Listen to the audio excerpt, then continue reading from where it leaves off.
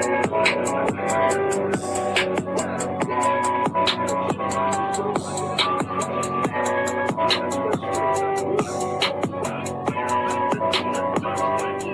Push the goddamn button.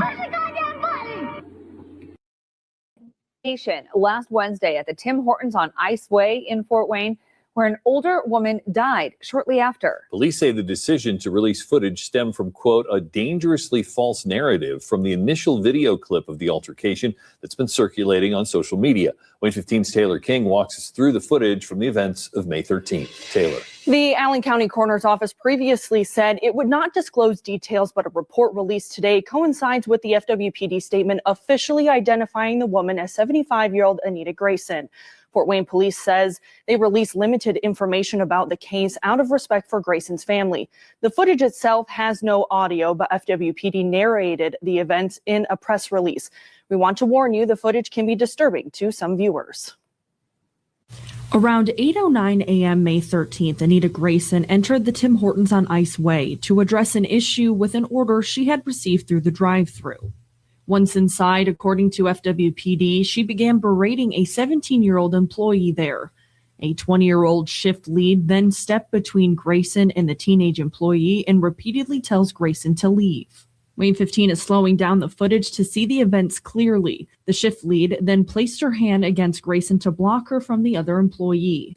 Grayson then shoves the shift lead and then hit the shift lead in the nose. Fort Wayne police then show a screen grab of Grayson hitting the shift lead. The footage continues. The shift lead then reacts and moves towards Grayson while swinging her arms in an attempt to hit her. Grayson then grabs the shift lead's face, and police say leaving scratches and knocking off her glasses. Grayson then grabbed the shift lead by the hair and pulled her to the ground and rolled on top of her. The shift lead can be seen swatting at Grayson's arm as she is being held by her hair. Two Tim Hortons employees moved in and attempted to separate them, but struggled to get the shift lead's hair out of Grayson's hand. An employee was able to separate the shift lead from Grayson. And during the struggle, Fort Wayne police point out Grayson pulled the chunk of hair from the shift lead's head. After the altercation, the employees went back to the counter and Grayson sat at a table and spoke to someone on her phone. Not shown in this footage, police say Grayson then laid down on the floor, and according to FWPD, the shift lead brought her a cup of water and a second employee checked on her. Grayson became unresponsive, and medics tried to save her life, but she was later pronounced dead at a hospital. Now, Fort Wayne Mayor Sharon Tucker declined an interview with us, but sent a statement before the release of this footage saying, in part, quote, "A life was lost and we mourn. I'm hopeful that through this difficult situation, we can come together as a community with a spirit of understanding and respect for one another. Let's surround the family with care while they prepare to lay their loved one to rest." The report from the coroner's office says her cause and manner of death are both still pending, but the autopsy findings noted, quote, "no significant contributory injuries." The situation was described by the coroner. All right, I'm going to play devil's advocate here. Don't come for me and try to say, oh, I'm a coon or I'm an Uncle Tom or none of this, because I don't do none of that. I hate racists with a passion. I hate black on black with a passion. I hate ignorance in general with a passion. You want to know what I think happened here based off of what I've seen? Just giving my own 2 cents. I believe 2 things happened. Either this woman was very rude to the drive-thru employee that was taking her order, or the employee was extremely disrespectful to that woman. Because that's usually what ends up having somebody get out of their car and go confront somebody. Now, personally, it's never that serious to me. I don't give a fuck about that. If you rude to me and you're the employee, I'm going to your manager. I'm not talking to you. I'm not about to even entertain you. Because if you were going to be ignorant to me over the voice box joint, the intercom, you're going to be just as ignorant as soon as I get in here. And it's going to turn to altercation. Y'all know it is. Those are 2 scenarios that I could see happening. But instead of this elderly woman just going to the manager, she went with frustration and anger, confronted the employee. Someone tried to intercede. And if I'm looking at that video right, and they didn't alter anything, she put her hands on them first. And then there was a direct response to it. That's how I saw it. Now, I could be wrong.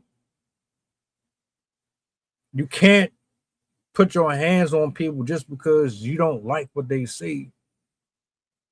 Y'all swear y'all adults, but you handle things so childish. That woman should still be alive right now.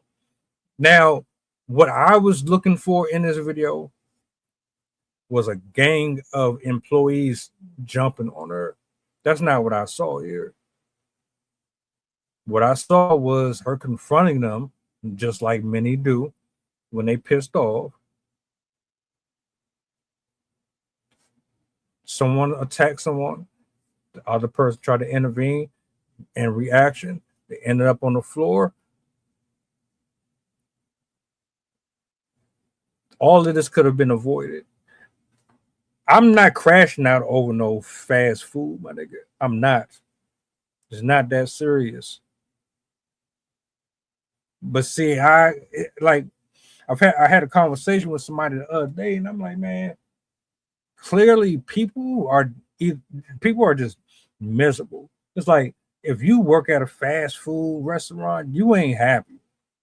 You got to be borderline murderous or something. Because every time I hear something about a fast food joint, somebody done crashed out or something.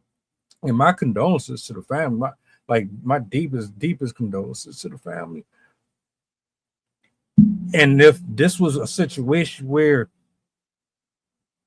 the employee and employers attacked her first, I get it.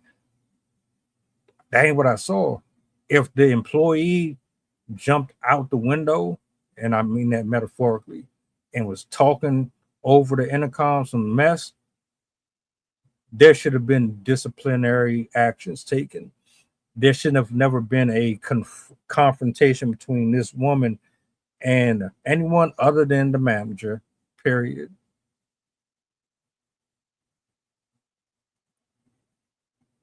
I know it's not really a popular opinion, but that's just how I saw it. I could be wrong. There could be more that we ain't see here, because a lot of it was off camera.